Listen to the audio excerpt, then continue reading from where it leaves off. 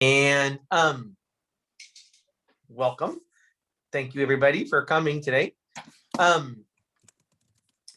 am gonna paint a nature scene with a little creek and these kind of canyon walls that come up the side. It's from a recent trip. And I'm gonna talk about notans, and we're gonna work on the composition a little bit together. I'll show you what all of that is.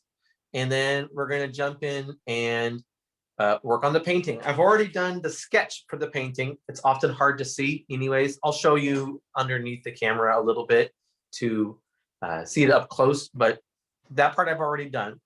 And when I do the painting, for a lot of these things, it'll be 2 or 3 rounds. We'll do an initial wash, which will pretty much go from the top to the bottom. And it'll be whatever the palest values are in the painting. And I'll preserve my whites wherever I think I want to keep them. And then I'll blow it dry. And then we'll do a second round, and then it'll be wherever my darks are going to be in the painting. And then we'll blow that dry. And then at the end, I'll come in and do little detail work. Maybe I want to put in some highlights, or I want to use some opaque paint. Maybe I'll mix a little color with some, titanium white or something, and I want to do some highlights. And then sometimes also we have little areas where I need to finesse in some additional darks or something like that. But that'll be the basic process of the painting. And so that'll be that part. And then I'm going to show you guys now the first step, which will be for the composition and thinking about shapes and what a notan is. So I'm teaching a workshop with the CWA next week. It's the 16th and the 17th and the 18th with the CWA. It's a Zoom workshop. We're going to be recording it and sharing it over the course of the month for attendees. But we'll be talking about a lot of this stuff in detail at that workshop, what a notan is and how we can use it to improve our composition, and how to work with a limited palette, and what are maybe the benefits of working with a limited palette. And then, of course, actually getting down to painting as well. But my experience is oftentimes that sometimes even really skilled painters still don't really haven't spent a whole lot of time or don't really feel comfortable thinking about composition. And I feel like even a novice painter, if they, in watercolors, if they understand composition, you can often make pretty compelling work, regardless of whether your technical skills are up to speed yet, the way that you'd like them to be, right? Like if you happen to be a skilled oil painter and you want to paint watercolors, as long as you know composition, you're going to get pretty far. So that seems to me to be oftentimes the missing piece. That'll be the focus of the workshop. So without further ado, I'm going to switch over, Helene, to the other camera, and I'm going to show folks what I'll be painting today.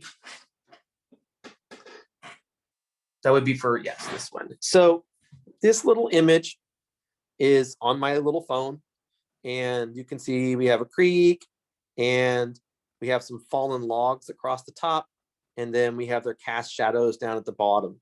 And this is what we were hiking through. So I'm going to be painting this today.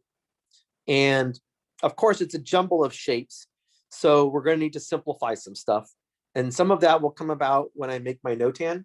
It'll help us see the shapes better.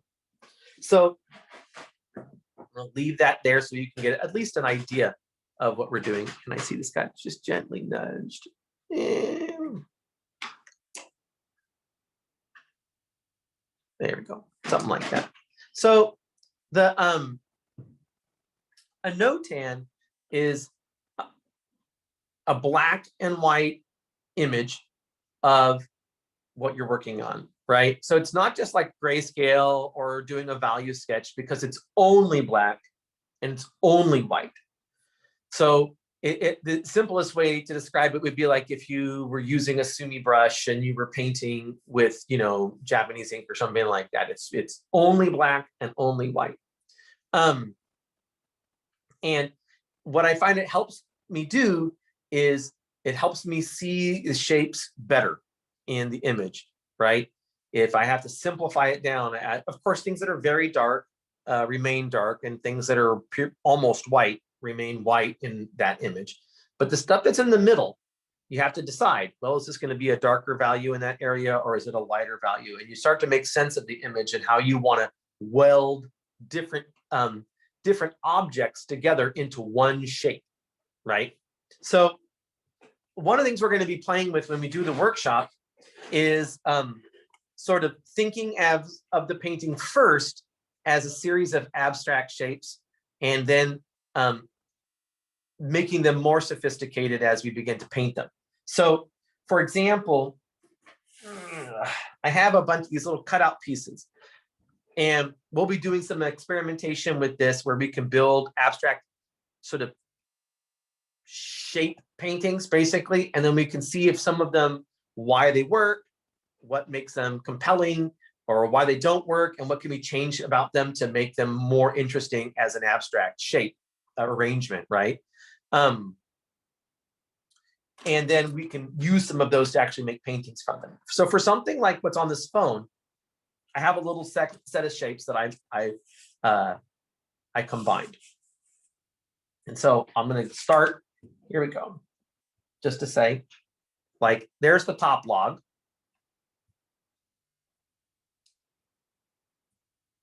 Come here, a little piece of paper. And there's the second log, right? And let's get that little cast shadow for the top log to go in, right? Something like that. And we need a cast shadow for that big log at the bottom. It's something like this. So they're like opposing V shapes. Then we have an arrangement of sort of smaller shapes that form some of the background.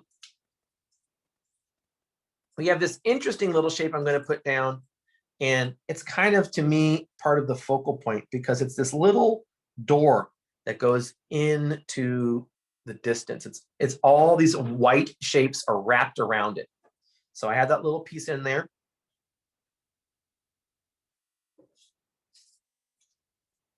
And then I'm just arranging some of these other shapes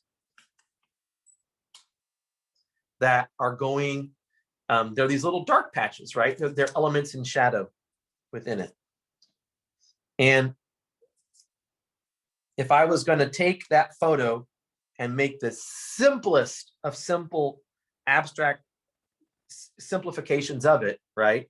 Something like this is a pretty good representation of the value patterns in the painting. And I think it's interesting. Your eye gets drawn up by these long leading lines that take you up, and you kind of fall down into here. And these lines down here draw you up, and they kind of pull you back into here. So there's kind of an interesting dynamic where part of the painting is pulling you up, and part of the painting is pulling you this way. And then you kind of circle into the middle where we have this interesting area with all these little ferns around it. So this little idea of these little abstract shapes, if I put this aside, just to show you, like, here's an example of the finished notan. Now, this is a pretty sophisticated little sketch, right? I mean, I worked on this last night, and I spent as long as I wanted on it. So, because I was just having a good time. But this has the same set of value patterns that we had before, right? It's just got more sophisticated edges. And I'll do something like this before I make a painting, because sometimes I'll be exploring an image. This was one where a shoreline of rocky shoreline the water had receded. I thought about doing this. Here's a one that is of the same creek, and it's real rough, real quick, right? But I also was interested in maybe doing this one. I also, like, this is one that took me a long time. I did this while I was out working plein air on site recently. And so, like, this was a real complicated one, so I blew it up and did a detailed version of this. But if I can get the notan to work, then I know I probably can paint it. But as an example, like here's that same image, and I was having a really hard time getting it to work. So I actually had to go through the process of changing the subject to this. Like now this is white and it casts a shadow on the tree over here. Whereas over in here, it's not quite like that. It's got a different relationship. I was too far out and I couldn't see what was going on. So I zoomed in, right, to pay more attention to the focal point, which is where these two trees are entwined. So just to give you a sense of how the notans function and why I use them, right, and how I explore a subject with the notans. And I'm going to show you guys real briefly how I make one. So I have here, it's a Pentel brush pen. So these are like $10, and I've recommended that students get these if they can find them for the workshop. It has a little tip in it, and the tip actually, if I splay it out, has little, you can't see that, but you can see how I've splayed it. If I do it like this. It has little bristles. There we go. So it's actually not a mark, it's not a felt tip marker. It actually has bristles, and that helps it draw expressively. And then I'll have I have a little it's like a pen that has acrylic ink inside of it, and it's called Signo or Signo, S-I-G-N-O. I got these all from Uniball. This is on Amazon. This can make real fine lines that are white. So I can kind of go back and forth between the dark and the light values as I kind of explore the subject and try and get it to work, right? And then I also have a little bit of gouache, but sometimes I just use, you know, titanium white or Chinese white, and with my brush, and I'll dip it into it and I'll use it to go back in and lift areas up. So the whole point of this is never going to sell these paintings, you know, in these little sketches. They're really only to educate myself about, is this a subject that I can make sense out of, or is it too complex, or how can I simplify it? How can I change it? Or sometimes I'll make it and then I'll think, oh, it's not balanced. I have to change it in some way to make it more interesting compositionally. So here we have the first log comes across. Here we have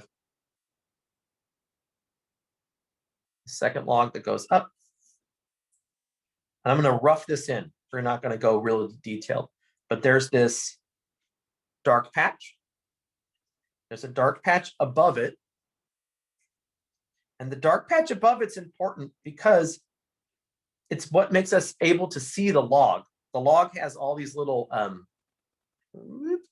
ferns and stuff growing on it, and they're lit.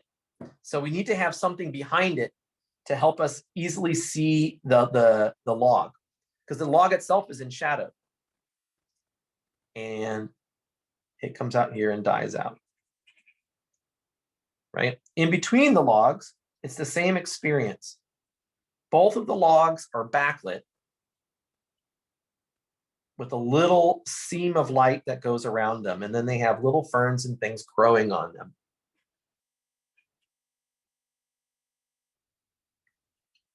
And the notan helps me see things like, oh, this area behind these logs has got to be dark enough that the seam that goes around the log makes sense, as an example. This comes over farther. Now, if you guys have any questions while I'm painting, Helene, maybe they could put them in the chat and you could say them out for me, or you can unmute them. I'm happy to take questions while I work. That Perfect. Doesn't bother me at all. I like that. It feels lonely when you're hanging out, talking into a mic for an hour and a half.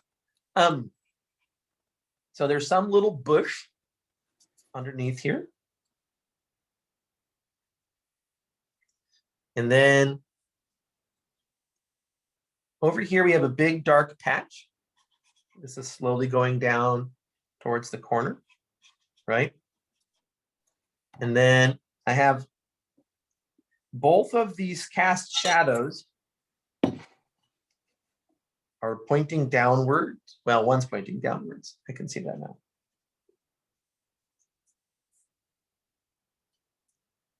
This is where all those little ferns are. It's a light area, right? And then we have this big shape that goes up. This is the other cast shadow of the other log.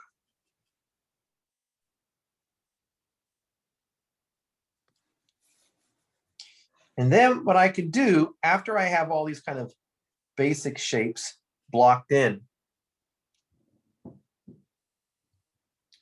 is I can begin to carve details out of them with the white pen. And sometimes it'll help me see how maybe here the ferns are gonna integrate with the area around it, you know, or you know, a fern comes in here. This little pen, having a hard time today. I used it last night. The little pen, there we go. So it can come in and it can make little marks, and it can help. Maybe there's a branch and I want the branch to come across, and it can help me reclaim highlights. The other thing I can do is pull out a little tube of paint and wet it.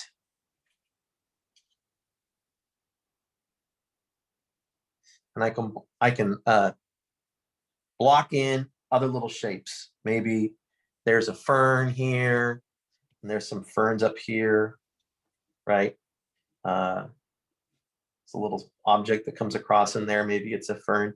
And these little shapes are important when we're actually painting the painting, because sometimes they're like a little access point where we can transition from one shape to a different shape. You know, if it was all just squares, it's really hard to sort of travel through the painting. But when we have a way to transition, like we're weaving the shapes together, then we have the eye wants to travel more through the painting, and that can often make for a compelling subject. So these little ideas about what's going to be going on here are helpful.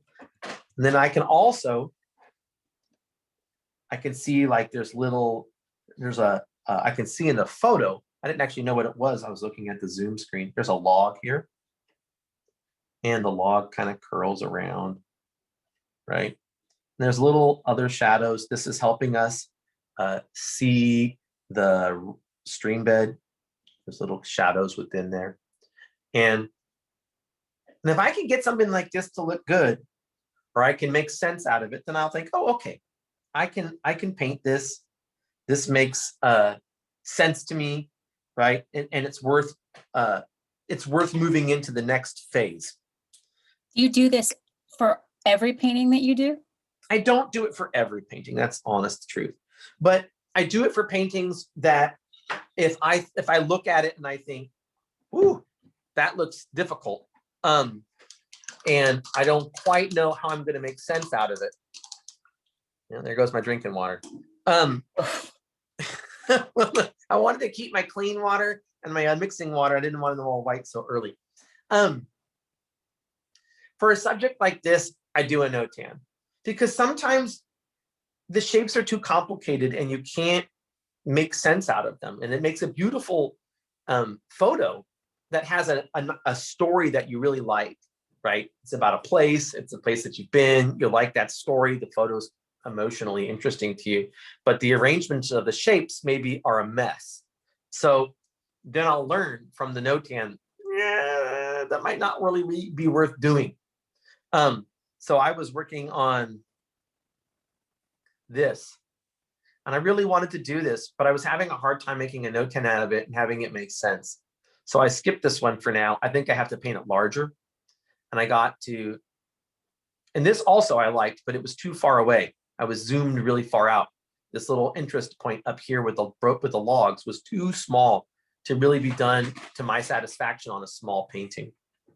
So I ended up zooming in. Zooming in is often a really healthy thing to do on your focal point, and I like this one better.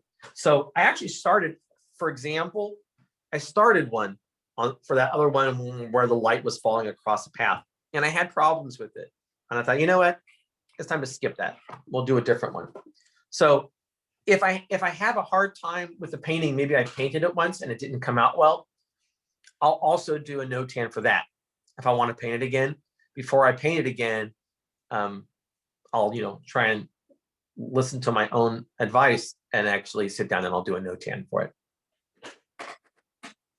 So that's a very rough notan, and this is the more sophisticated version of it that I did last night. But basic shapes are the same. The basic shapes are the same. So we'll be doing a lot of this in the class next week as we begin to figure out how to teach ourselves what makes a compelling composition and how do we want to weld our different shapes together so that it'll make it, facilitates the painting process. So this will be my guide as I'm painting off screen. I'll see if I can put it up top. Oh, it's on the wrong side. No, I cannot. I can put this one up top, but I can't get the more sophisticated one in.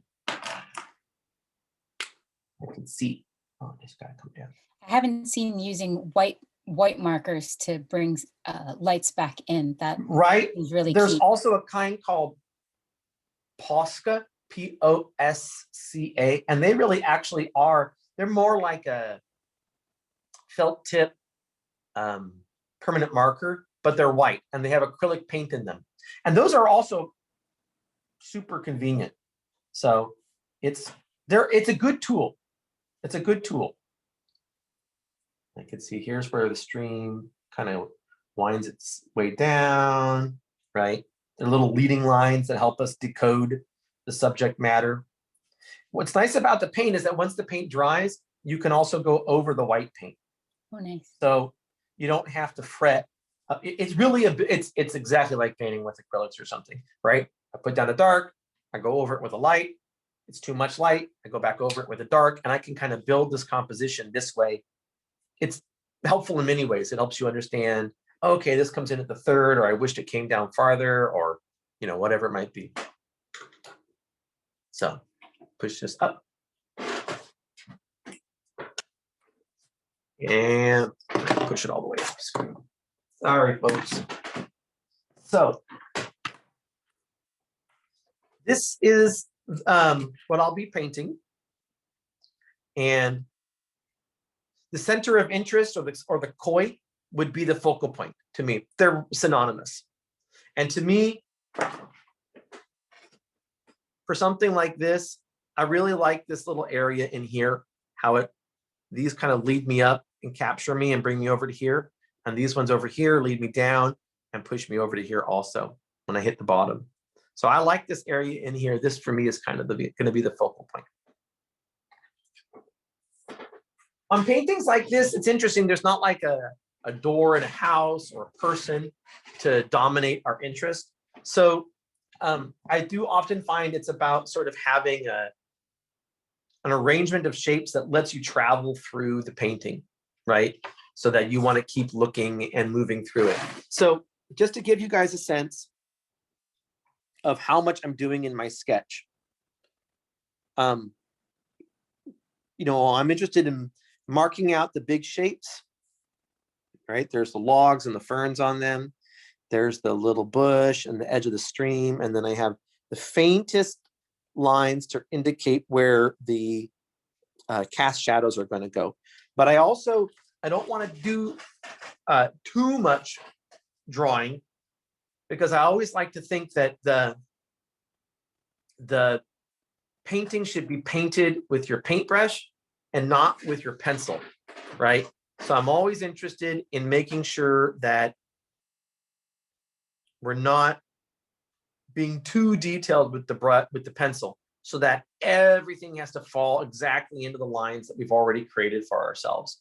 And instead, we can build some of these details as we go, and we can respond to the painting. So just to say, all right, I'm going to wet the back of my paper. This is a technique that I use, and the paper will act like a sponge. and it'll slowly soak up the paint, the water that I'm putting on it. The front will stay dry. Is that 140 pound? It is. This is Saunders Waterford. I like Saunders Waterford. I like rough, but like, I used to paint with Arches rough, and that worked good too. I tend to have a sort of semi naturalistic, not hyper detailed style, and where I like the brush strokes to relate to the texture of the paper and to make kind of natural and organic marks. So rough paper is helpful for that, and it helps make that process easier. I don't have to fight the paper so much. The paper becomes part of what I'm painting with, right? Not just the brushes. I'm going to flip it over.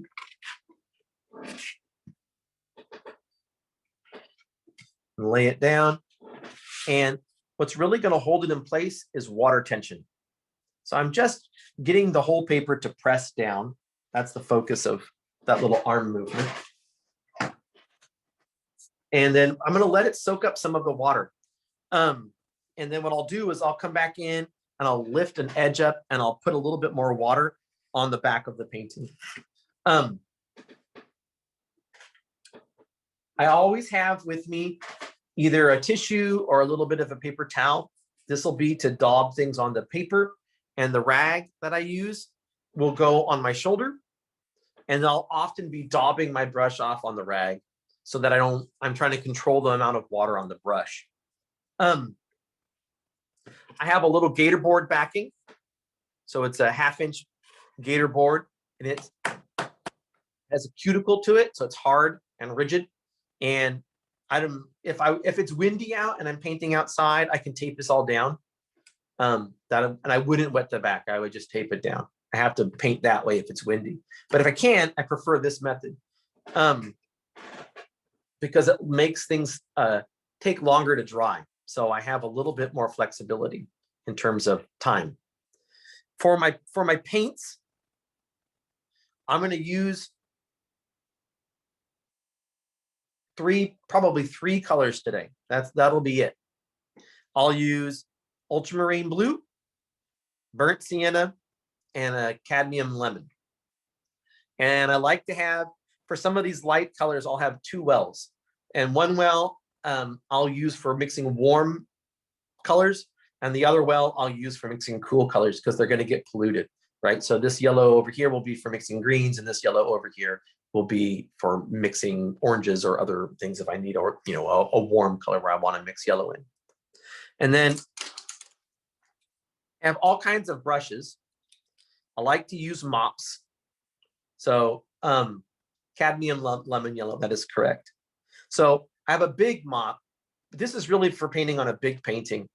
For something like this, I almost only use it for putting water on the back. Sometimes I'll have a medium-sized mop. This is about a 1/2 inch wide. And this is by a company called Recab. And there's a couple stores that sell them in the US. They're pretty good and they're cheap. This one was expensive. It's a Da Vinci. And it's a big fat 3/4 inch wide mop. But I'll have a couple of synthetics. So this is an Escoda Perla. This is a 12. It's about a 1/4 inch wide at the ferrule. And this is an Escoda Perla, and I think it's a 6. I can't read the number anymore, but it's pretty small, about 1/8 of an inch wide. This will be for detail work. And then I carry around a couple of fancy brushes. This one is sometimes called a reservoir liner, I've heard it called. And it has a fat belly with a long tip. And the tip is made out of synthetic fibers. And the fat belly is made out of natural hair. So what it means is that I can make long, skinny lines and dance around with the brush, but it'll carry a lot of water. because of this fat belly at the same time, but yet it has this rigidity to it so that the lines are kind of crisp because of the synthetic needles coming out of the top. This is a nice brush. You don't have to get this one from Alvaro Castanet. This is where I got it. Other people, if you look up a reservoir liner, you'll be able to find it. And then I have a couple of Chinese brushes that I like to use. Langhao, Langhao, and they're from a company called Inkston, like Inkstone, but without an E on the end. And they have an Etsy shop that I bought these from. And they have a natural hair. But what I really like about them is that they combine many of the features of different kinds of brushes all in one brush. So it has a flat head, you can see. So if I want to paint something with an edge, I can. But if I rotate it, it's very sharp, like a flat would be, right? But the needles, the hair is flexible, so I can roll it and I can give it a pretty sharp point if I want one. Or if I want to splay it out and do something more natural, I can get lots of interesting marks like I would do with a mop, right? And I can get a sort of organic edge with lots of bristly edges, which can be really attractive also. So these brushes are great. I love these brushes and I use them all the time, just to say. So while I've been chit-chatting about my tools, this has been soaking up the water. And the back is already lost its glisten. So I'm applying a little bit more. Make it all shiny again. Put some on the backing. Lay it down.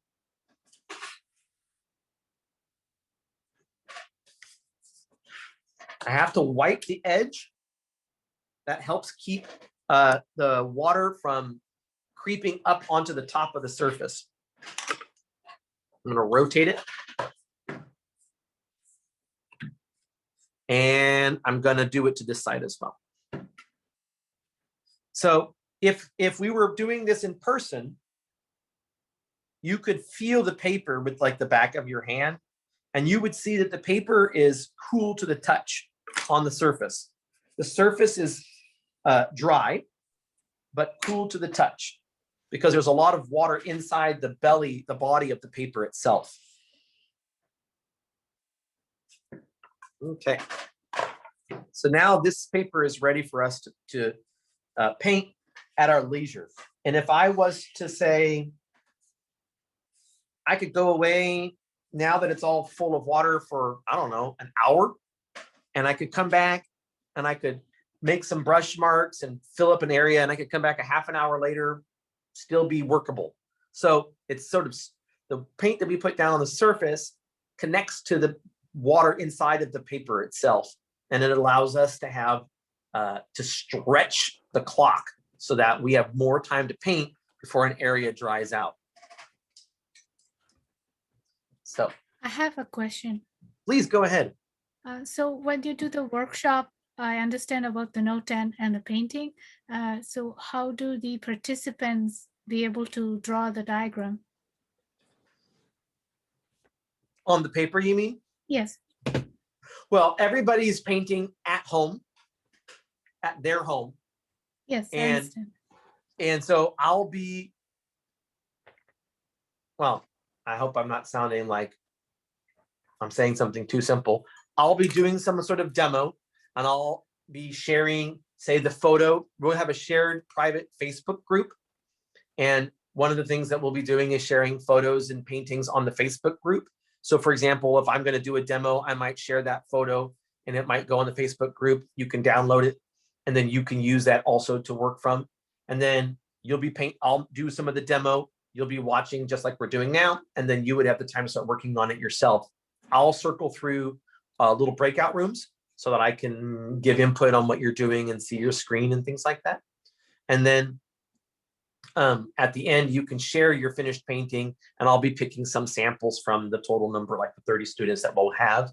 And then I can critique that on my screen for everybody to, if you're allowing it to share.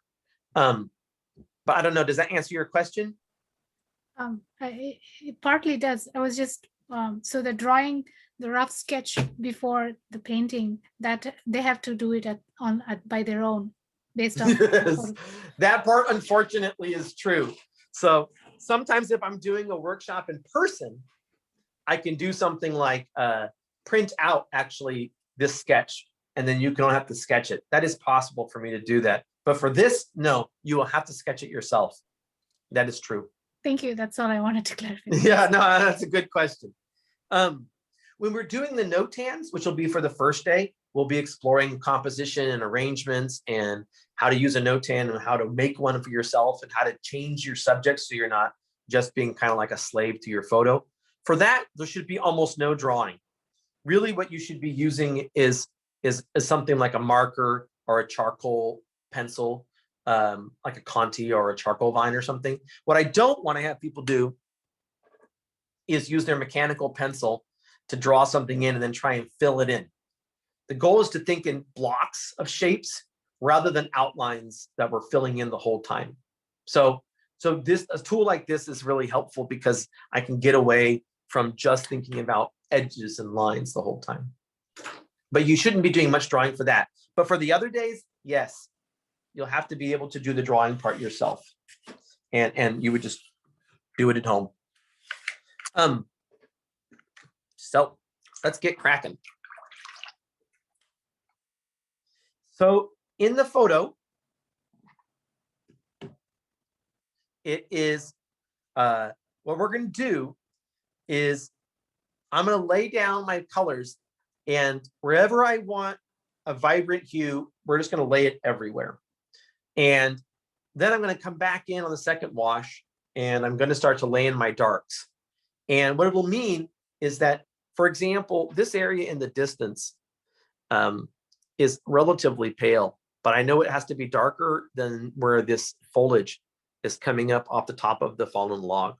So I'm just going to drop in my bright color, and then after it dries, I'll come back in and I'll put a darker muted hue on top of it to dull that area down.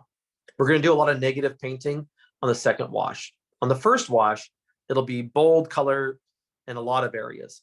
And then wherever I want to preserve white, which if we get in close enough, you can see it's not all white for the creek, right? There's a lot of areas where there's a little bit of green and different things, but all this sparkly loveliness, I'm going to try and preserve those edges.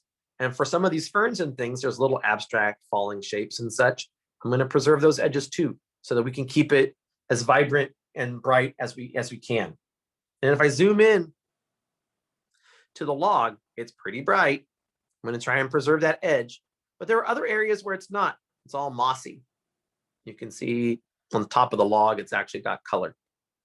So I'll go over that area on this first wash. It'll just be all green, green, green, lots of green, little bits of burnt sienna mixed in where we want to dull the green, but it'll be all lovely greens. It'll look like a beautiful sloppy mess.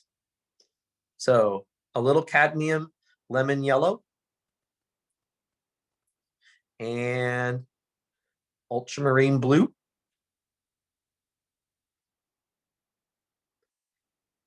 Did you say what brand paint you like? Well, I did. I use a lot of American Journey paints, and they're a little bit cheaper if you get them in the big bottles, the big tubes, and they're good. They don't have all the colors I like, and so for some of these, I end up using a reasonable amount of Winsor Newton. So Winsor Newton makes a cadmium lemon yellow that I like, and they make Perylene green, which is a dark, dark, dark green. I like to use it. And so Winsor Newton makes one of those that I like as well. There's a kind of cobalt turquoise light by Winsor Newton that I also like because it makes a really vibrant granulating green when I mix it with the lemon yellow. So I do use a lot of American Journey, and I use a little bit of Winsor Newton. So I have a little puddle there of a bright limey green. I'm going to mix up a second puddle. We'll put it in here because I'm not really mixing a whole lot of yellows and warm colors.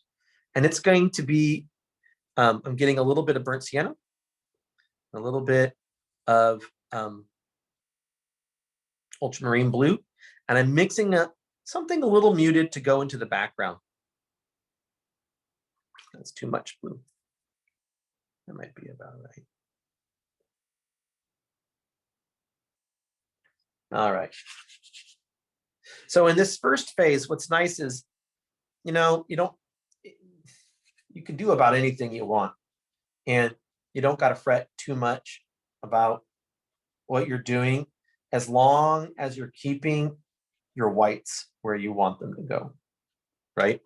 That's the most important part. I'm gonna grab a little water. I want to keep this soft, right? Want it to recede.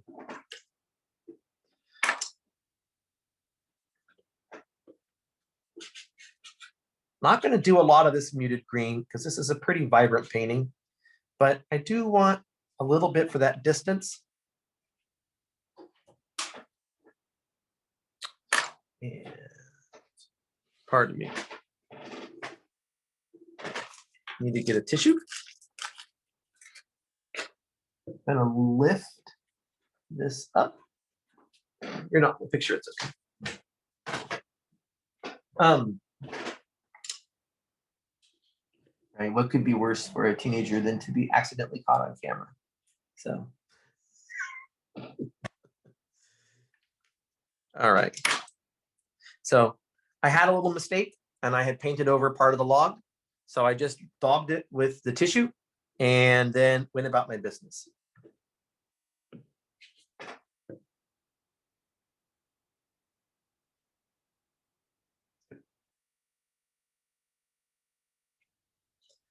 And it, what they say sometimes when you're painting with watercolors is, if it looks good while it's wet, then you've done something wrong, right? So I'm always in these early stages, I'm always going for something a little more vibrant than I think it needs, to try and be a little more daring and get it to really sing, because I know that after it dries, it's going to be duller, right? It's going to be duller. Want a little bit more yellow in it.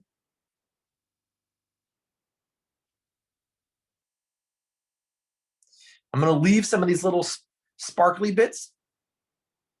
Sometimes, if I cover everything, then I can't come back to the light. But if I leave little bits of it now, I can always cover it later, right, when I do my darks. But if I keep some of them, then sometimes a little bit of magic will happen, and I'll have a little bit of light refracting off a leaf or something inside of the forest. And so I'm going to come, I'm starting at the top, and I'm just kind of marching my way to the bottom, right?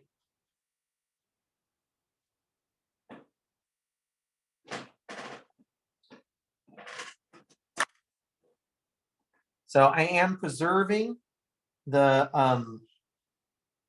top of a log, because it's got that big bouncing light coming off of it.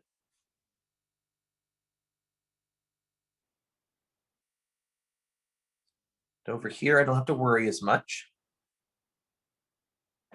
Now, like I was saying before, if I wanted to somehow go back into some of this and I wanted to, I don't know, paint something else back into it, this area stays pretty wet for a long time.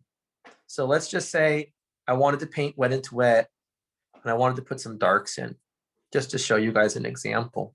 So I grabbed some burnt sienna and some ultramarine blue. I'm just mixing up a dark color. I'm grabbing a little cad lemon. I'm mixing up a dark green. And if I want to come in here and I want to paint wet into wet now, because maybe I don't want to, I want all these edges to be soft.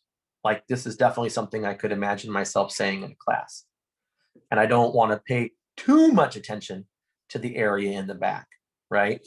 Well, I painted that a number of minutes ago, and it's all very soft still, and it'll be soft for a half an hour. So, and this is all because of the water on the back of the board, right?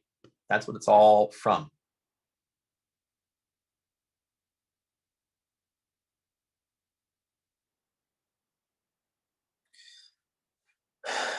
All right. Those are the ferns that drape underneath the bottom. Okay. And I'm gonna grab a little bit of ultramarine blue. I want a greener green as we move into this area over here. Right, this will help the ferns really get punchy, because these ferns draping off the log are going to be really high chroma subjects. Now, I actually really like what I was doing here up in the area up top. So I'm going to continue to come back to that area up at the top, and we'll be painting wet into it. I'm going to wait a moment, because I want to sort of demonstrate just how long we can wait and to rework something even after it's would normally long since be dried, but it won't be dry when we're doing it this way. So as you can see, I'm not sweating all these areas. There are all these areas that are going to become dark. The log's going to become dark. It's not going to be black. It's actually got some color in it. But all of that, it doesn't matter. For this initial wash, I just want to get whatever is the most vibrant color that I'm going to use. And wherever my highlights are going to be, if they're a different hue, maybe I'm going to work a different hue if it's going to be a bright hue. So for example, in this there's a little bush down in here, and it's got some warmth to it. So I'm going to drop, and it's not very limey. It's the branches and such. So I'm going to make it a warmer color, a warmer hue. If I turn this sideways, maybe you can see it's brown. And we move on down. So sometimes when I'm painting and I want it to dry faster, then I might tilt my board.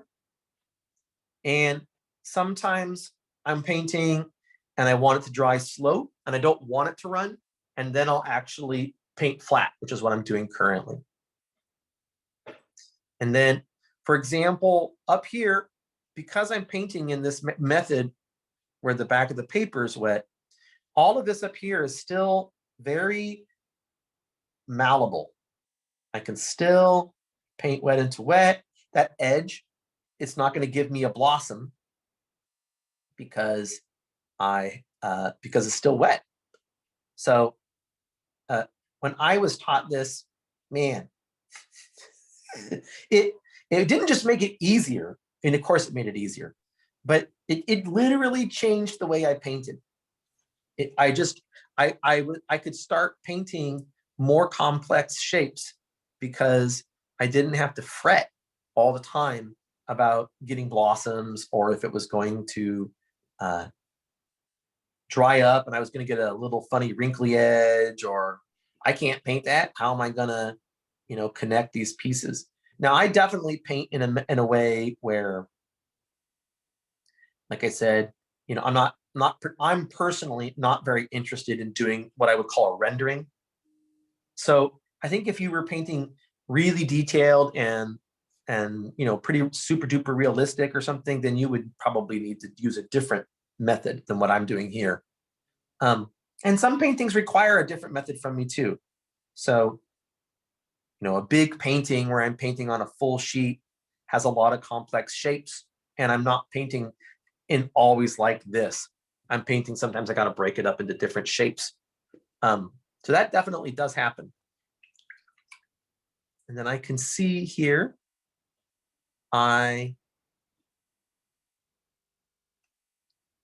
That's game changing if wetting the back cuts down on blooms. It is great. I love it. It just bonkers to me. I don't know why it's not taught that way everywhere. This area in here is supposed to have ferns. So I want this seam of light on this area here, but over here I want to it to go away. And I want over here, I'm going to grab a little bit of this. I'll lift it out a little bit. And then I can come back in. I'm going to use a synthetic. A synthetic holds less water, so it won't push around as much. I'm just going to recapture that edge there and make that a little bit broken. Over here, I'm going to make it a little bit broken so it's not so monolithic. So it looks a little more natural. There we go. And so this area up here, right, it's pretty good. Now I'm just going to show what I was talking about. This area up top, I probably painted 15 minutes ago, but it's still wet into wet. It's less wet into wet than it was, right? But even these areas over here where it's almost dry, this was the first area that I was working in. You'll see it'll still softly bleed and give it a little bit of that delicious watercolory goodness.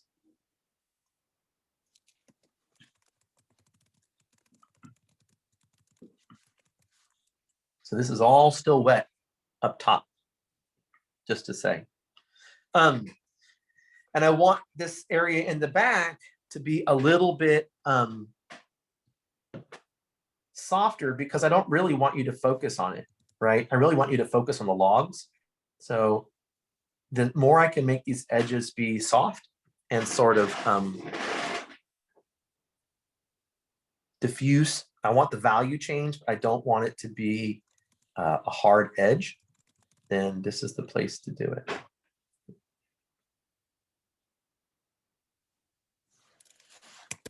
And I'm just daubing in a bit from that really dark mixture that I made earlier. Okay. This is pretty good. So part of the reason I haven't done anything at the bottom, it's that I want to make sure I finish all the values and everything that's going on up here. And then when I come down here, I know that's kind of done and I can put it to bed.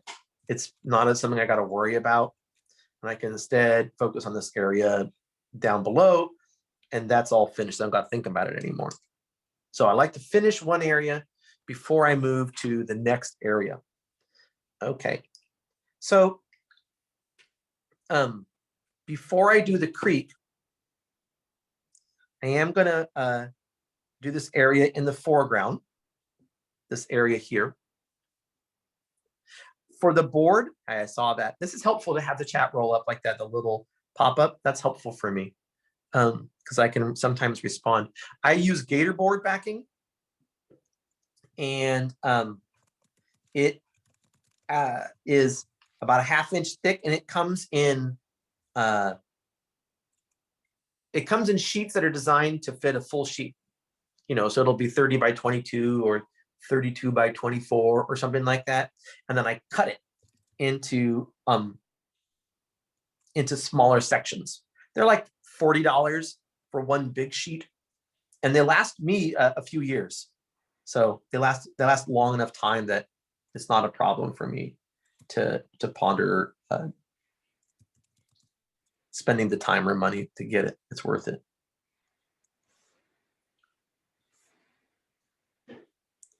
Okay. Now, I don't have to worry about filling all this area in. Like, is it going to be a problem to fill it in? Because I'm going to come back in with a darker value, right? The only thing that I'm really thinking about right now is, are things vibrant enough? And if I want them to be almost white, are they white enough, right? Because nothing's really going to get a whole lot whiter or more vibrant than this. So some of these sections with the plants, you know, it's pretty zingy right now. It's going to dull off a bit as it dries. But it's pretty zingy. And I can always make it less zingy later. Here I'm just adding a little dimensionality to the zinginess. These are going to be like little shadows inside of the fern shapes.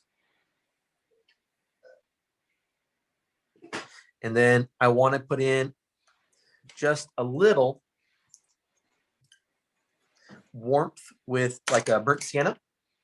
So since I'm using a limited palette, right, I don't have a red or something, and I don't need an orange per se. I mean, a burnt sienna is a muted orange, but this will definitely warm areas up, and it'll make it feel, well, it will feel warmer.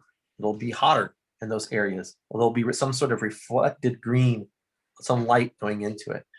So we want to have little pieces of this in there, because later, like right now, it's going to blend with it and softly diffuse, but later on, it's not. It'll go over the top of it and it'll react differently. It'll make it darker, substantially so.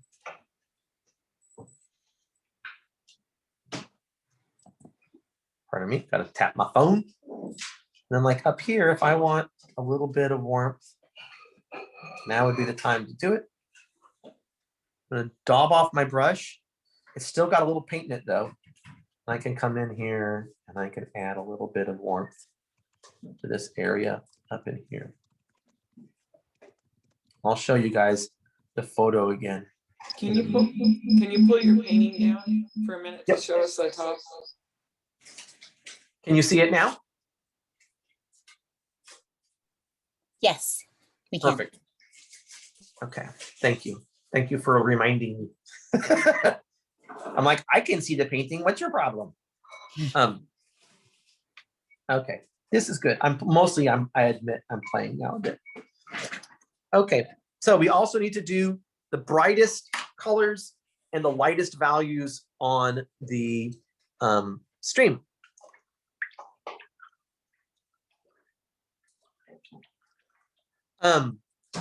If I go away and the painting dries and I re-wet the back, I'll do that sometimes to restart things. It doesn't reactivate the paint that already dried. So once the paint dries, it really is dry just like normal. But I'm only wetting the back. And then any new paint that I put onto it, it does stay wet longer, right? So the new wash, the new glaze on top, I can still work it. But the top of the paper is dry, right? Like right now, it's dry. So I'm not dunking it or something like that. And the painting that I did earlier, it stays the way it was when it dried. So that's a good question.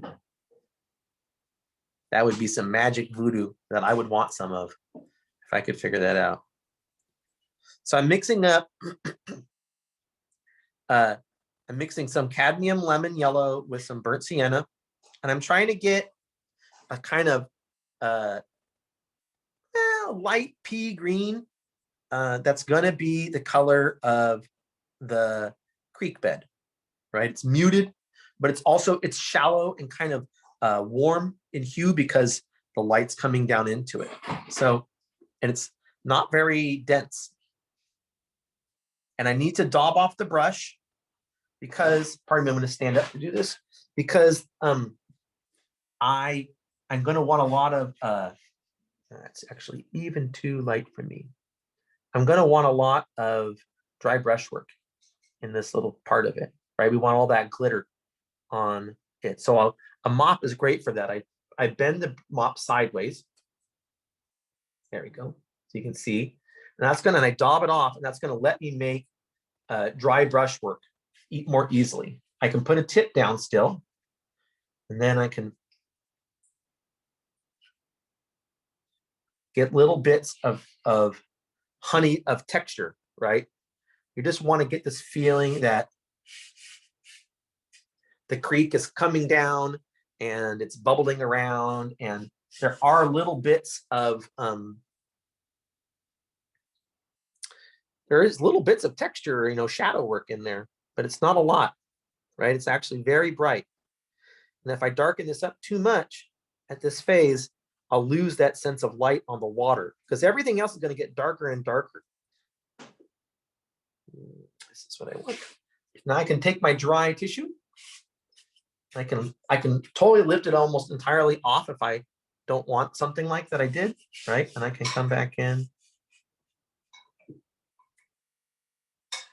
just to say, right? I can gently daub it. If I want to lift it a little bit.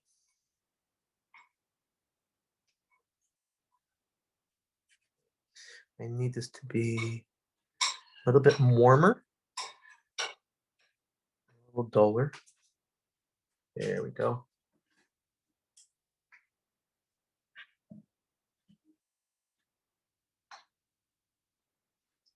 And then this area over here on the side, it's where the bank meets the stream, and the stream is actually running. And so here I'm just going to connect the two shapes. And when the shadows come in later, that'll help us form the edge of the bank.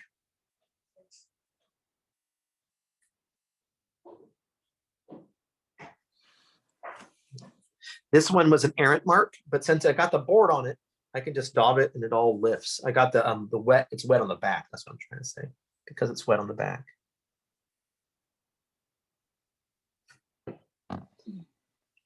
Okay. So that's running down. Little dry brushwork for the stream.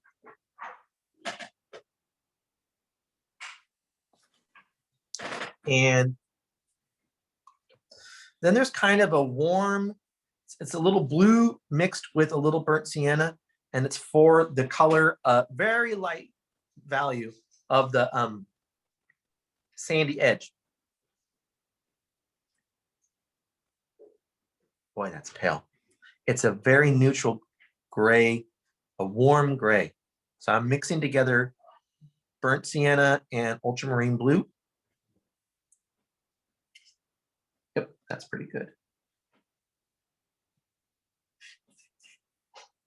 Mostly I want, in this little subject, I want the stream to be vibrant. So I'm kind of cooling off. I'm darkening the shoreline because I want the stream to be as bright as possible. Boy, that took much more effort to say out loud than it did in my brain. Okay, so at this phase, it's just a little after 2. And what I want to do is just drop in anything, any last little bits of color that I want. And then I need to go and we will, I'll blow dry it and we'll get back to painting here in just, a minute. And then what we'll do is we'll start to block in the darks. So, okay. Pardon me if you don't mind. I'm going to mute myself because I'm going to blow it dry.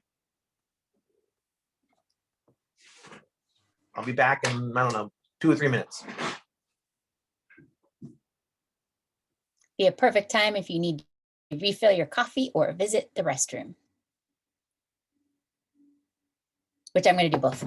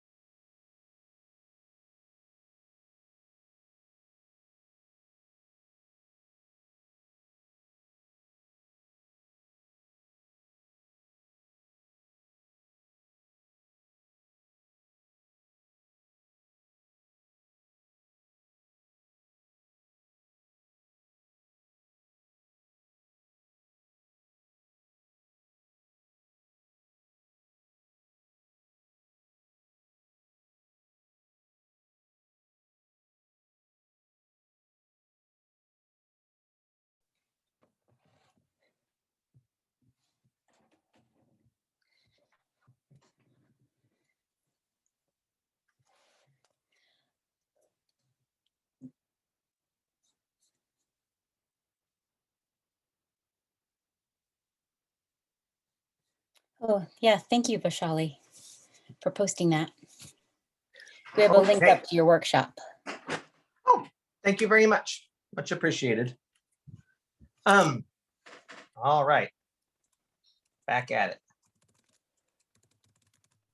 Open up little phone. So here is, let's see if we can get that up there for you. There's the photo of what I've been working from. And as you can see, it's a little blobby mess right now. But the goal is primarily just to get all the vibrant hues in wherever we want them to be. So, right, that's the focus of the first round. Now we begin to carve out shapes.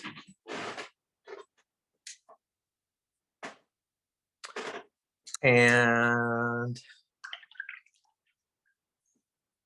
I did get fresh, clean water for one of my bowls, and it'll allow me to put in soft edges wherever I want them to go. So that, and not make a mark while I'm doing it. So once again, the paper surface is dry.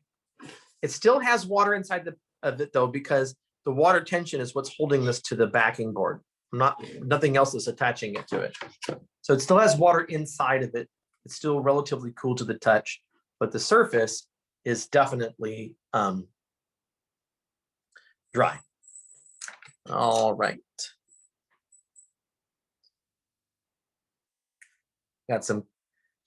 I got some cadmium lemon.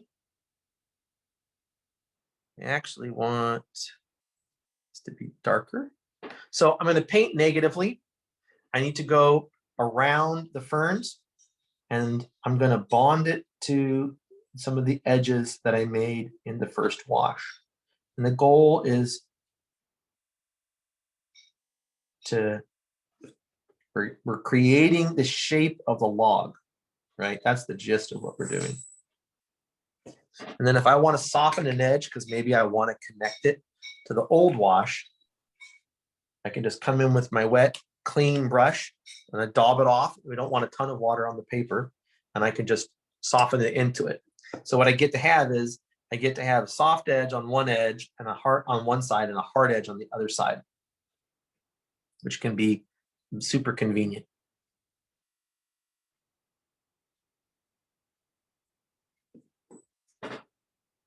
And I'm actually going to go, I want this to compete so much. I'll drop it back.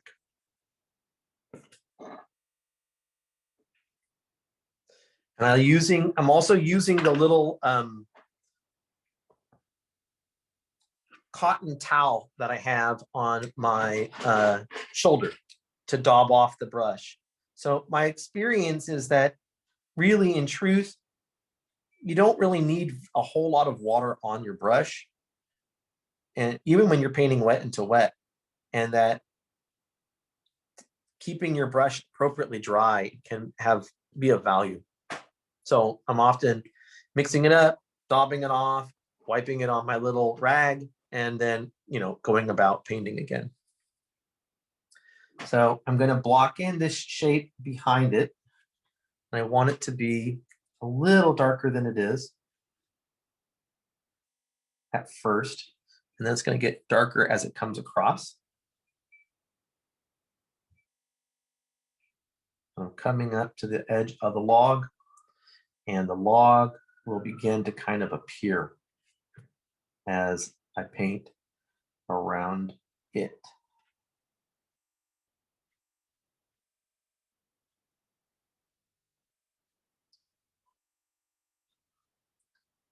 Here are all those ferns, and they're just a little abstract shape. Well, who knows where that other brush went? There it is. This is the other little Chinese brush I have. It's just smaller, and it's going to let me do smaller shapes. So I want to get in here and be dark so that we can really make that light begin to pop. So I'm mixing up a lot of ultramarine blue and burnt sienna, and definitely, the paint on my palette is goopy. It is worth saying, like, I'll spray it before I start. And this is all slimy and thick, and it's not hard and caked on there. And it needs to be pretty wet and thick if you want to be able to make, you know, real dark applications. So I'm mixing a little bit of cad lemon in here because I want it to become like a dark blue green. And the paint, but the paint is gooey. So it's worth saying that, because sometimes people have a hard time getting their paint to be dark enough. And really what you end up having to do is a whole bunch of washes to get your paint dark enough. And sometimes that's okay. You know, maybe the subject allows you to make a bunch of washes, but sometimes it doesn't. And you want to paint wet into wet, and you'd like to get richer darks. And a lot of that often comes from not having your paints wet enough and goopy enough and fresh enough on your palette. So, okay.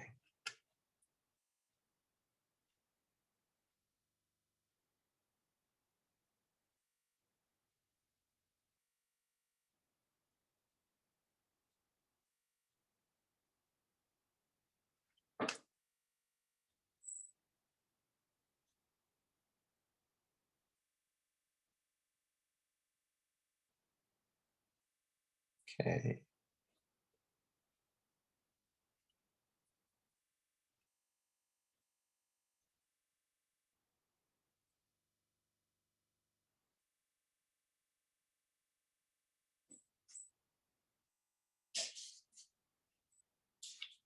That's pretty good.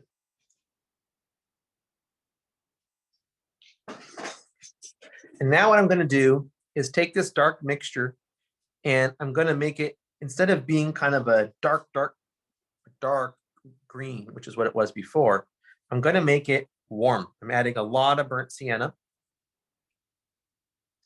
and a little bit of the lemon yellow. And what we're going to get is it'll be warmer than the old color, right? The other color was really almost black, and this one will have a little bit of value in it. What I'm going to do is I'm going to need to turn my painting sideways, and this will let me paint with greater ease the log, because I'm going to be ergonomically going the direction of the log. So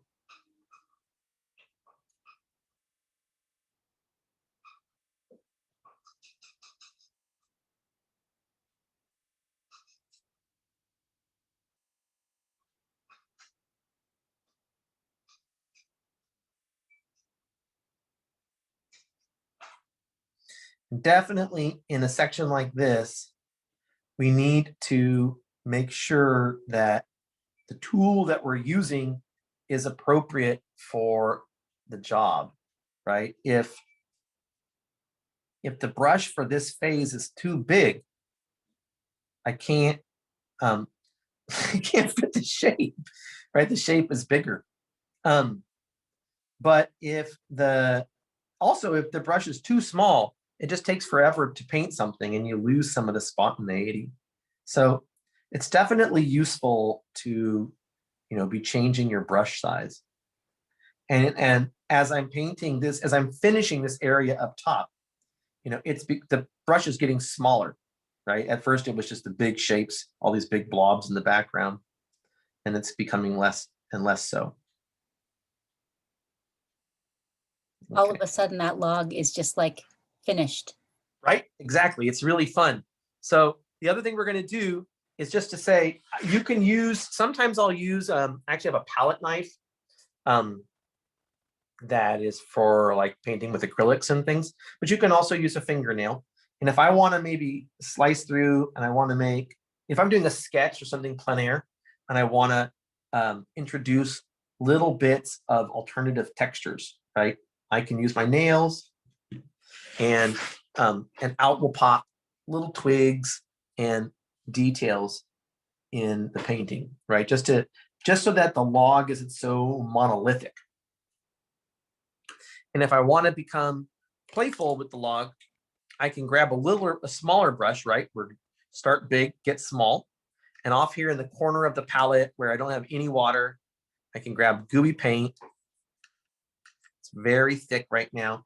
And I'm going to mix a dark, almost black. It'll be warm though. Now I can come in, daub off the brush more. And I can add some value range inside of the body of the log by wet into wet, just painting a little bit more into it. And something like that's enough. I want the top of this log to really sing. So I'm going to drop this darker value in. Too much competition up there. Go away. There we go. Right, that's the background. It shouldn't be competing with my main subject, which are these logs leading down to this interesting focal point. Okay. I'm using the belly of the brush when I do this. So I'm laying the brush down sideways, kind of like that, right? I'm not using the tip. And when I lay the belly down, I can get more interesting marks that'll capture the texture of the paper. Okay. Now let's do the second log. And we can start to move this painting along a little bit. So the second log has this white streak at the top of it here. And I need to make sure I keep that, right? Because I want it, the light to really punch off the top of the log. We had a question. You are no longer working wet into wet, correct? Well, yes and no is the answer to that. The first wash that I did, like right now, right, that stroke, it's wet on dry. Yes. But when I was working in here and I was working on that log and I went back in with a darker value, that was definitely that was all wet into wet because I already had the log there, right? So. But in general, the back of your page is not nearly so wet anymore. No, the body, the front of the paper is always dry when I start. The back of it is less wet, but it's still got moisture there. Yeah. Right? Still So no. And if I turn this, it doesn't fall off. That's just water tension. So I'm still painting, the paper still got this wetness in it. And that's part of what's making it easier for me to work areas to my satisfaction, right? Because I don't have to fret so much about it drying too quickly.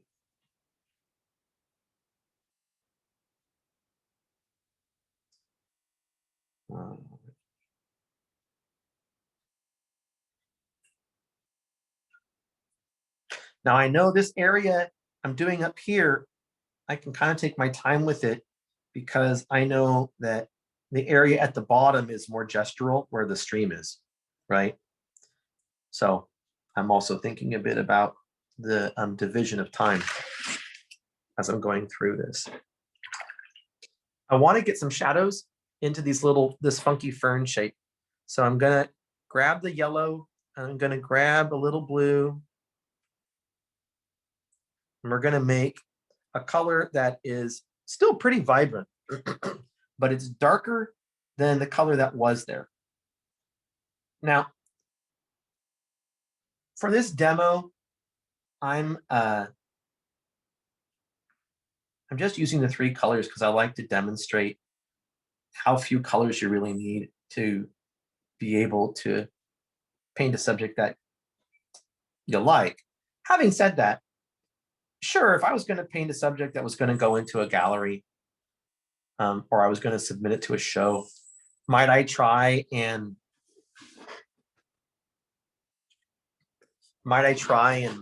use other colors to get, maybe I want a green that's even more vibrant to go on top of this? Yes, of course.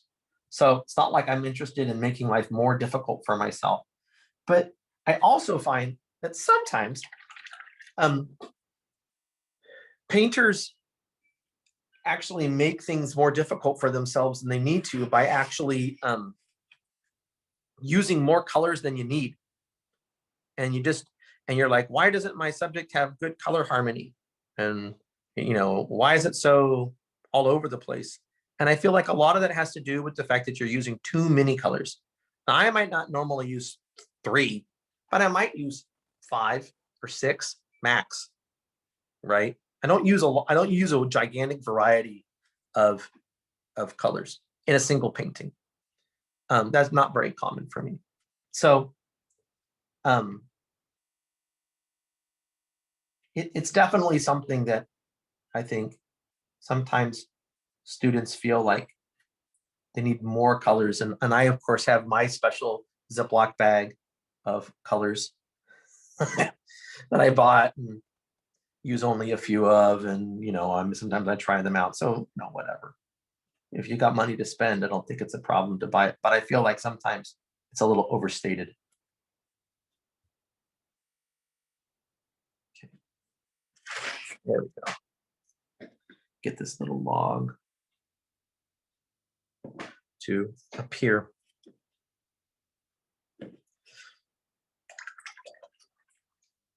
I'm going to do this area down in here.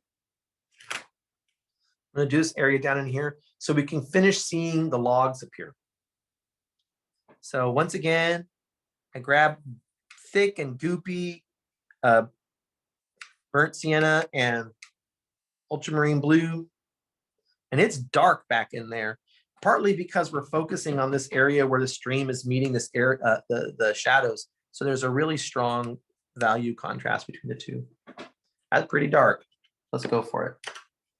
Can't really make it sing if we don't take a chance on having dark enough values. So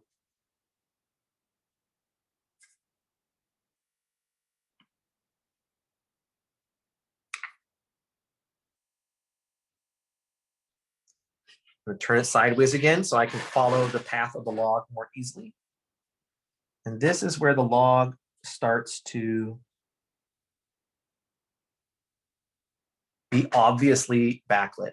And if you hold this in, you can see there's a little seam at the beginning on the bottom half of the log. And that little seam is going to grow, and then the ferns will pop out.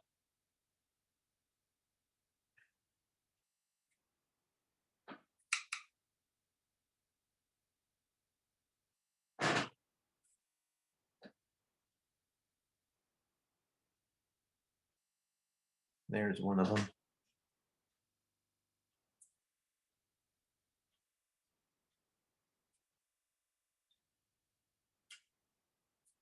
Here's another little batch.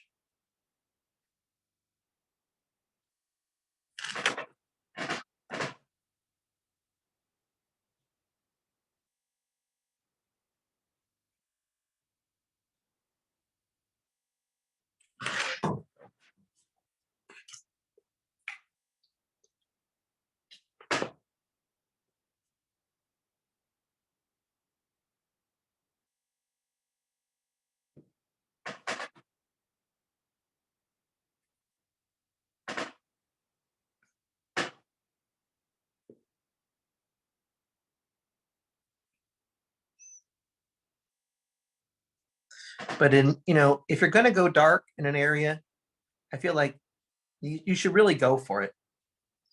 And there's definitely many. I'm going to add a little bit of yellow so we have a dark green in there. But there's many a watercolor painting that are kind of washed out. And the real issue is just that people aren't being daring enough with their darks.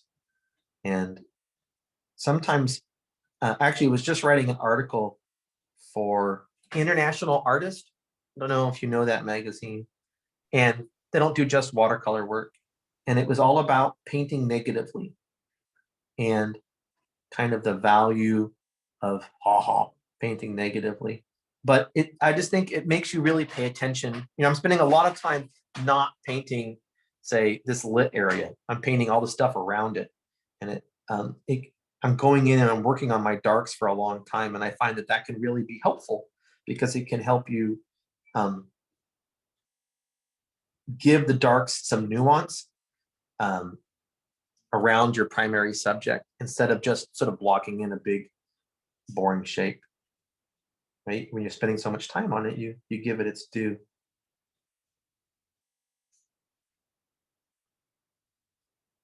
There we go. So my brush right now, it's not particularly wet, just to say. But if I want to like, you know, since it's very thick, if I want to come in and make little something in the background, some little marks to make it a bush or something, I can get away with that now because the paint's pretty thick. So let's finish up this little bush.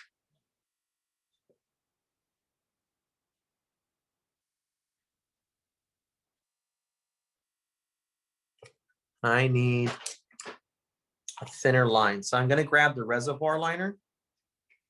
With the reservoir liner, I can get a really delicate sort of line. It's very calligraphic. I find it attractive. And it's also very fun to play with, which is not to be denied. So, okay. Let's say that's basically done for the moment. Feel like 240. Get cracking, Steve. Okay.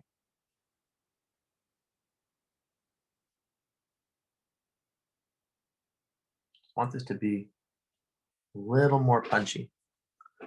And then over here, I want this burnt sienna to make this kind of glow on the bottom of the log.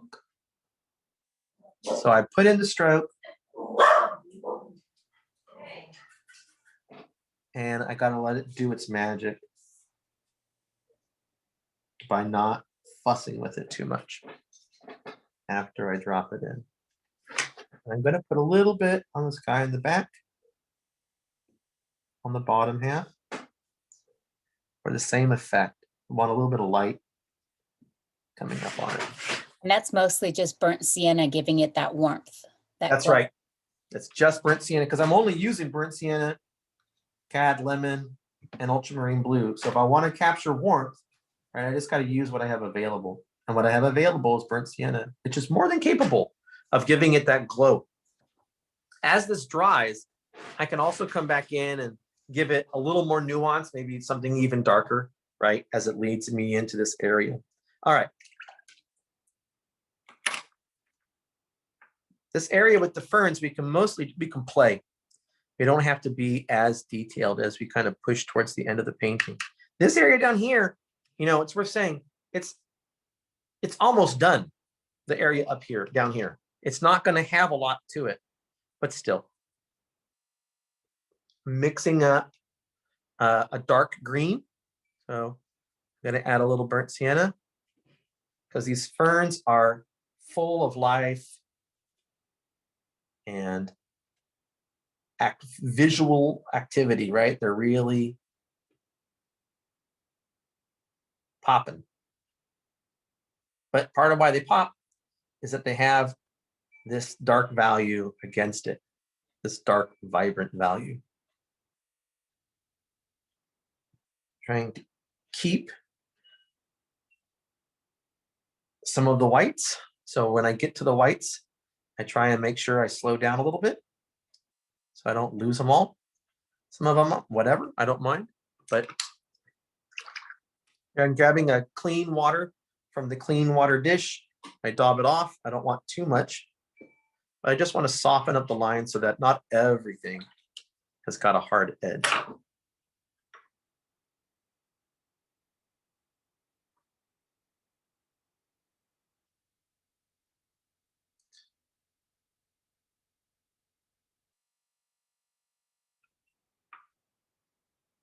That's pretty good. And then I don't need a dark for this area over here. I just need something darker than what I have.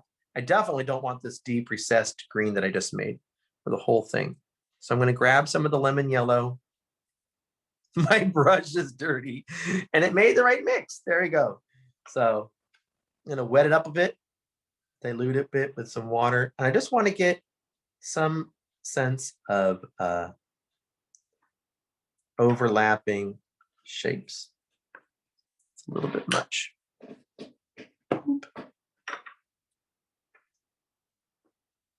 want it to be a cooler green. There we go. So that it feels like it's coming into shadow.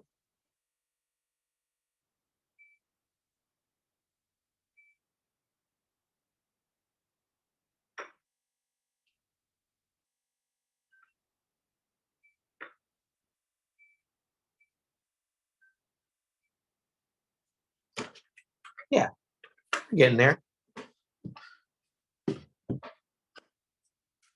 So if I bring this up, this is what I'm working from.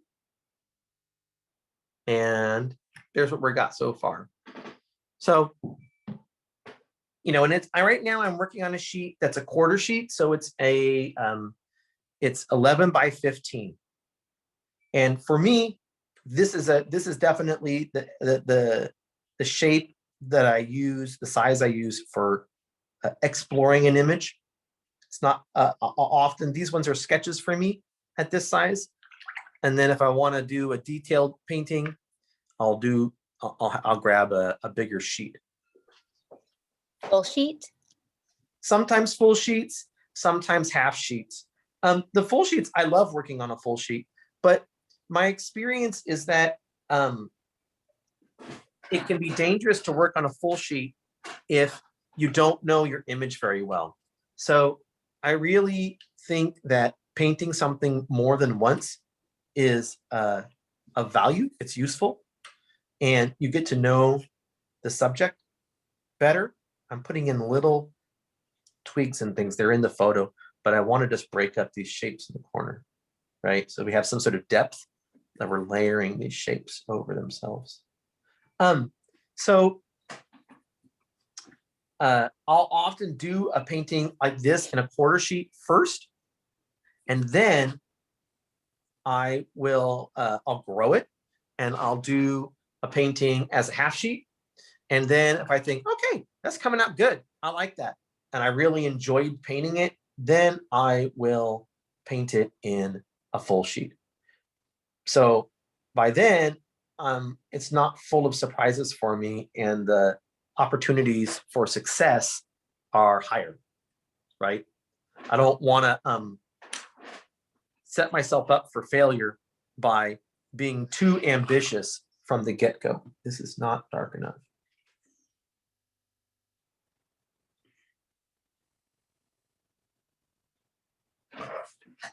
It needs to separate from the background. That's a little bit better. And I can't get these logs to separate. A lot of the rest of the painting won't really work. So I feel like it's worth my time to work on it. So I've wet my brush in clean water, and it just allows me to drop that value in, and I can get a hard edge for the sunlit log, but then I don't have to have it define everything on the top. I can soften my edge with water. So let's finish these ferns down over here in the foreground. And once again, I'm only using 3 colors, right? So if I want to make a rich dark, it's ultramarine blue and burnt sienna.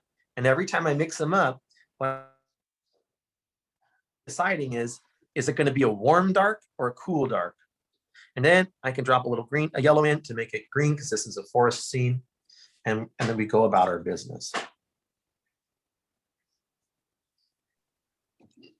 And then here we have a rich, big, dark shape in the foreground.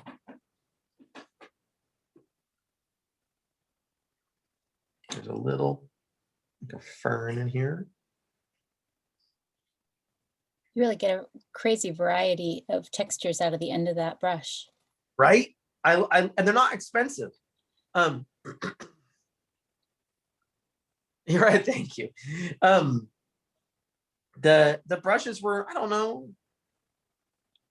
$25 or something for the two of them, you know. I linked the Etsy shop. Great, they're great. Yeah, that was well worth the money. There's no doubt in my mind. I use it. I like them, and I've tried other brushes. They do different things, but these were my fave of their set. These two, they come in a set of 3. I don't use the other one much, but I do use these two all the time. So in an effort to try and push this through to some kind of completion in the next 10 minutes.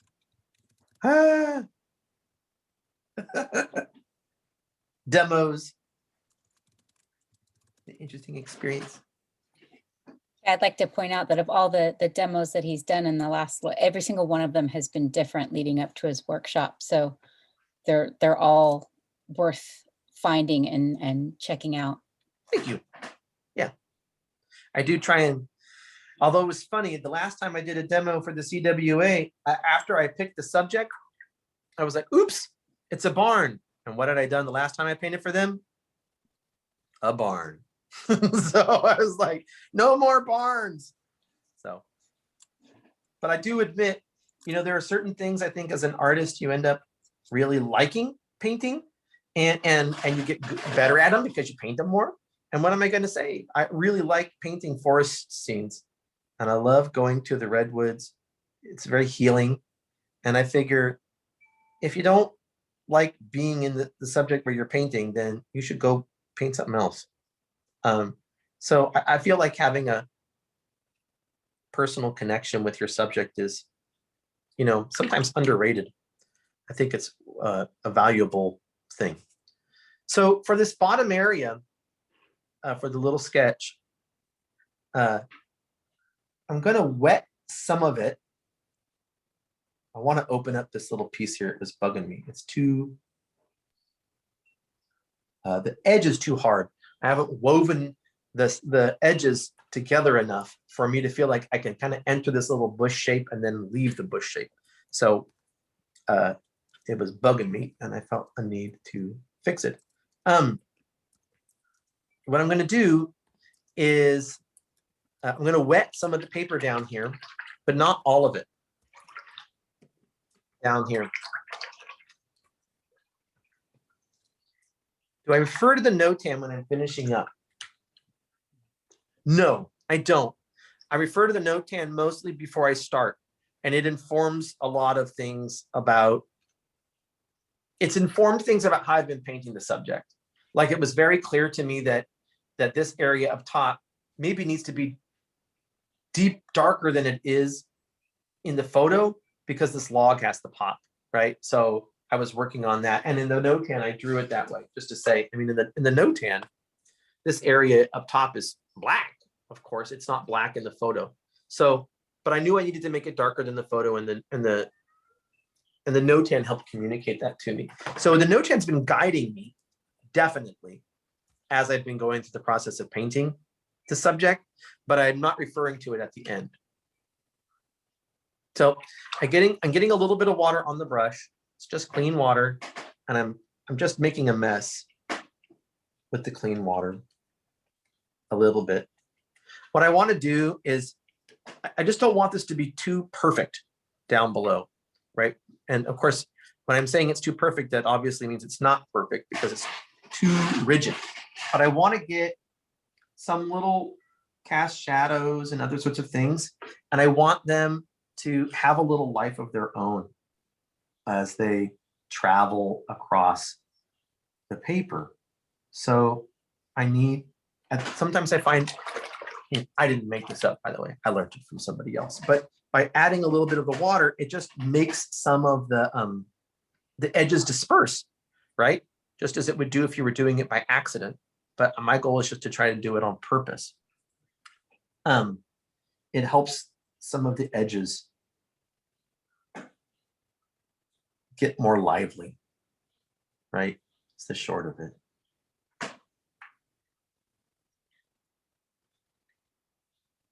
There's a little log in there. I think I brought it up earlier. So the log is very dark. So I'm mixing up a warm dark, so it's just burnt sienna and ultramarine blue.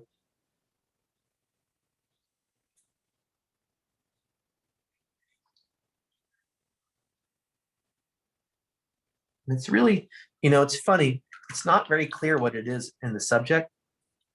I know it's a log because we know that it's on, by a stream. But I could just as easily have made it a rock, right? And I think it would look just fine as a rock. In fact, I could still turn it into a rock. It wouldn't matter. I could just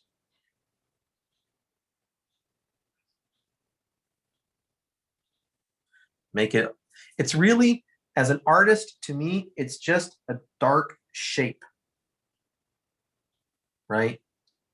And it helps balance the painting. And that's the most important thing. And it doesn't really matter to me if they're rocks or if it's a log. It only matters that it's too empty. And if I don't have something here, I'm going to wish I did, because it's going to help balance the painting to get some of these dark shapes and over into this light area. So I dropped it in, and then I'm just going through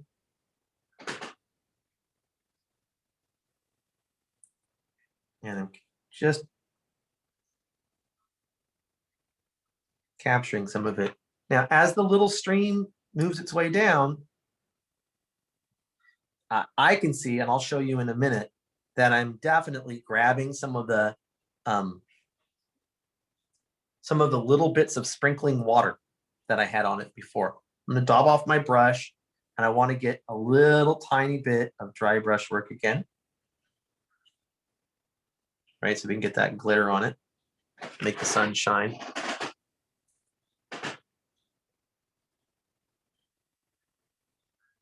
Yep, that's better. A little bit heavy. And then I'm keeping it warm and kind of like pea green, right? Kind of the color you would get if you were the color of a stream. It's the short of it. Okay. But if the job is big and several days needed, the water is dry, you add water behind the Yes. paper. Like if I let this dry and I was going to do some extensive additional work on this, and I want to do a new layer on top, I might wet the back again, and then, but not the front. But it doesn't activate the front all over. It just soaks it up into the body of the painting, and then I can paint on top of it again. Okay. So, right. But if you paint really thick, right, like these darks are pretty dark. So definitely where the darks are very dark, they're painted thickly. And that means that the paint hasn't soaked into the body of the paper in those areas. And yes, that will reactivate if I get more water on top, just like it always would. But really what it's letting me do is sort of stretch the time, right? That's really the important part of what it's doing, right? It's letting me paint for longer every time I do an application of paint, because I don't have to worry about it drying so fast. And even now, from the first time we were painting, it's still helping out. The first wash. So I've mixed up. Okay, thank you. Yep. Mixed up a cool gray. It's still ultramarine blue and burnt sienna. So I'm just going to drop them in here for this little demo so that we can kind of get a sense of what the completed painting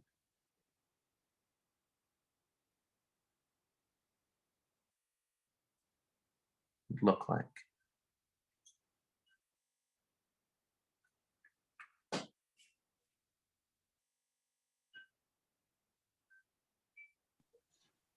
That really just pushes the whole thing very three-dimensional. right? When I was doing the notan, that was part of the concern I had for some of the other subjects, was that I found the arrangement of the other shapes interesting, but the story was clearer on this. It's very clear to us as humans that these logs up front communicate with these shapes down below, Mhm. right?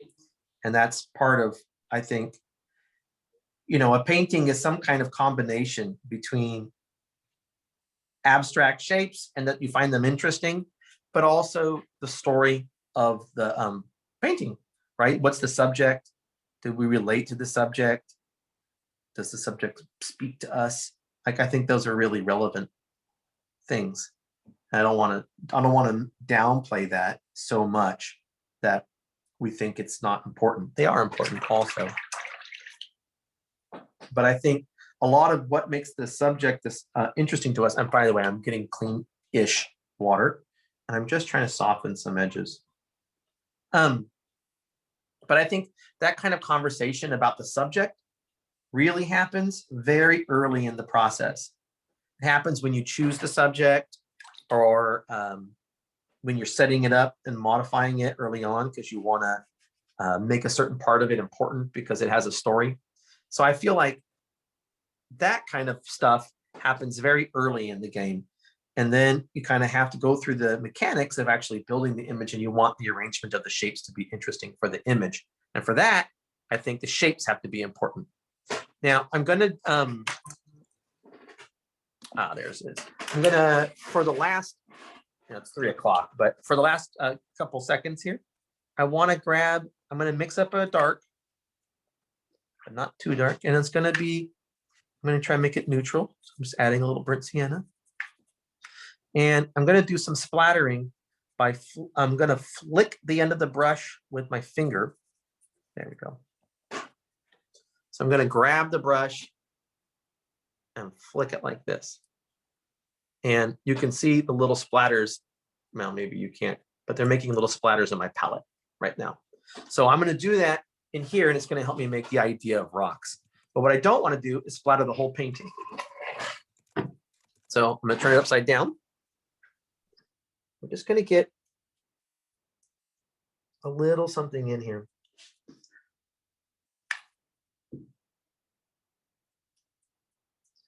And sometimes my experience is that,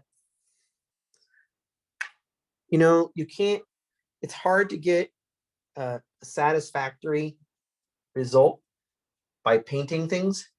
And sometimes you just need a little bit of marks on it to create the illusion of